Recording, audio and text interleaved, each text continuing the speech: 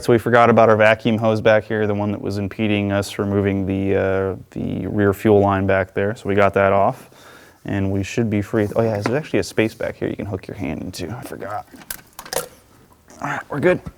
All right, now that we got the supercharger off, we're about to take off the accessories. We're going to start with our idler police right here.